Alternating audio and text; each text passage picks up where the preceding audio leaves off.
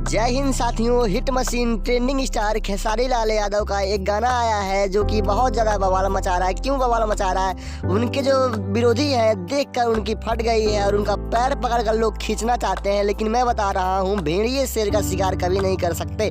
Hit machine trending star Khesari Lal Yadav हमेशा शेर हैं भोजपुरी इंडस्ट्रीज में।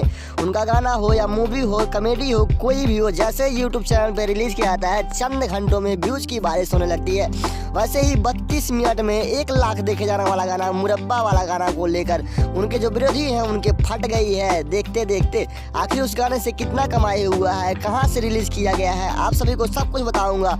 लेकिन उससे पहले आप लोगों से एक छोटा सा रिक्वेस्ट है, अगर आप इस चैनल पे पहली बार आए हैं और अभी तक सब्सक्राइब नहीं किए हैं तो नीचे दिए गए लाल बटन को दबाकर चैनल को सब्सक्राइब कर लें भोजपुरी का ऐसा ही रोचक वीडियो सबसे पहले देखने और सुनने के लिए।